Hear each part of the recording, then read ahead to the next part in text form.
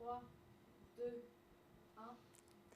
1. Jeudi 6 juin, bienvenue dans le Duplex Bourse. Nous retrouvons Romain Daubry de la salle des marchés de Bourse Direct. Romain, bonjour.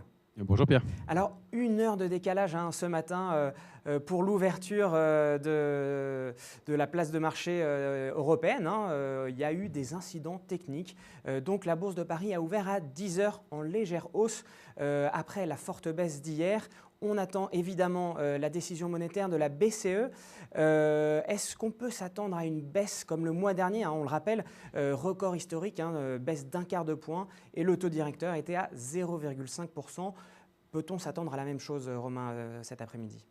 A priori non, il resterait 25 points de base de marge à la BCE pour intervenir en cas de nécessité. La concession que vous venez de rappeler a été faite d'un quart de point déjà il y a quelques jours, donc pas immédiatement, non probablement pas. Je pense qu'il n'y a pas grand-chose à attendre de ce côté-là, les taux devraient rester stables pour l'instant. En revanche, comme vous le disiez, effectivement, on a ouvert avec 1 heure de retard ce matin à la Bourse de Paris. Le marché tient plutôt bien pour l'instant puisqu'on est en légère progression. Voilà, on attendra aussi beaucoup la conférence de Mario Draghi qui aura lieu à 14h30. Qui devrait nous donner plus de précisions sur l'organisation des mesures techniques pour stabiliser les crédits aux PME, notamment. La BCE doit se mettre d'accord avec d'autres institutions. Et puis on espère aussi que la BCE va passer en taux de dépôt négatif, puisqu'elle prête de l'argent, mais elle en reçoit aussi. Et pour équilibrer et soulager l'euro, eh bien, il serait bien qu'elle réussisse à passer en taux négatif. Donc voilà ce qui est à surveiller pour l'instant. Par ailleurs, pour ce qui est de la croissance, l'OCDE et le FMI ont tous abaissé leurs prévisions de croissance. Le PIB de la zone euro est sorti hier en baisse de 0,2%, donc on constate que le ralentissement est net quand même, malgré tout. D'accord. Et d'un point de vue technique, quels sont les supports et les résistances que vous allez surveiller à la mi-séance, Romain ? Eh bien, la tendance restera très négative sous 3919, qui est la borne haute du gap qu'on a laissé il y a quelques jours. Ensuite, on pourrait, si on franchissait ce point-là, atteindre 3940, voire 3963 points. Et en revanche, à l'inverse, il faudrait tenir les 3840 points, puis on pourrait s'orienter vers 3828, 810, et puis ensuite, pourquoi pas 3790 dans un premier temps. Du côté des valeurs, EDF a été la plus forte hausse du CAC 40 hier, dans la perspective de la baisse des tarifs cet été. Alors, est-ce que cette mesure aura pour effet de porter le titre EDF sur le long terme, Romain ? Alors, effectivement, hier, elle était la seule valeur d'ailleurs en hausse de l'indice CAC 40. Elle a pris de 2,57%. Est-ce que ça va la porter sur le long terme ? C'est à voir. Alors, ce que le CRE, la Commission de régulation de l'énergie, a préconisé, le gouvernement va devoir en tenir compte, mais c'est le gouvernement qui va décider réellement de ce qui se passe. Maintenant, l'augmentation des coûts de fonctionnement d'EDF est évaluée entre 6,80 et 9,60%. Ne serait-ce que la remise à niveau des centrales nucléaires après le phénomène de Fukushima, c'est-à-dire qu'il y a eu des consultations qui ont eu lieu pour vérifier ce qu'il en était.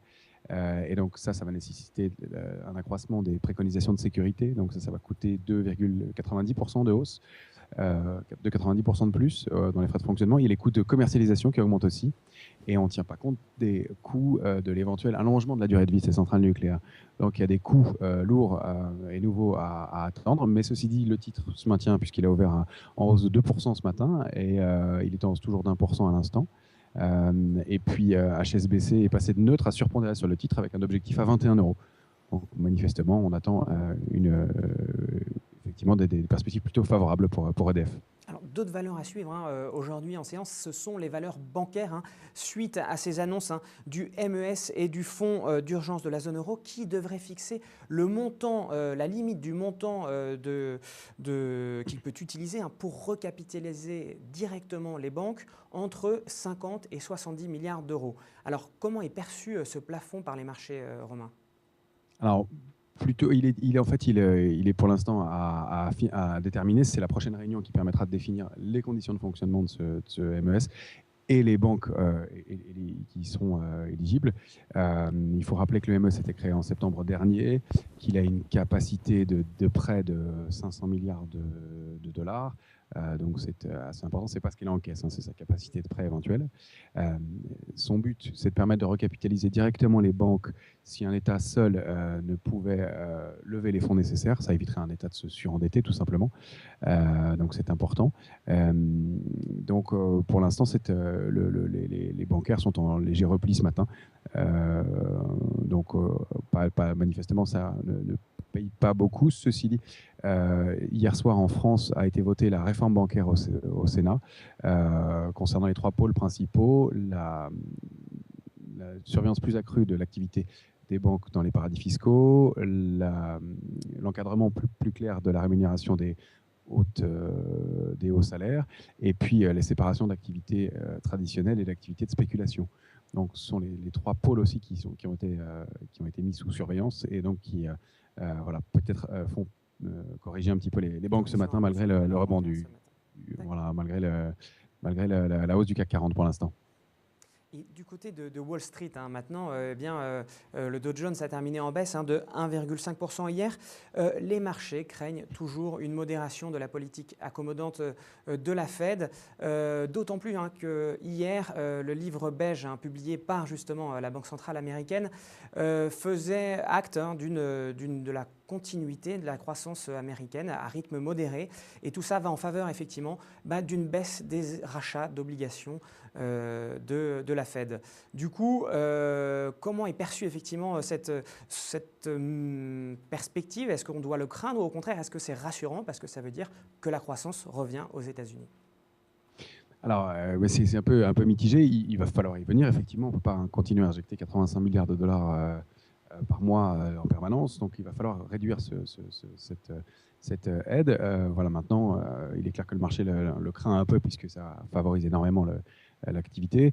Ceci dit, comme vous le disiez, les indices américains ont perdu environ 1,2 à 1,5% hier, avec une augmentation de la volatilité. L'indice VIX qui a pris 7,5% aux alentours de 17.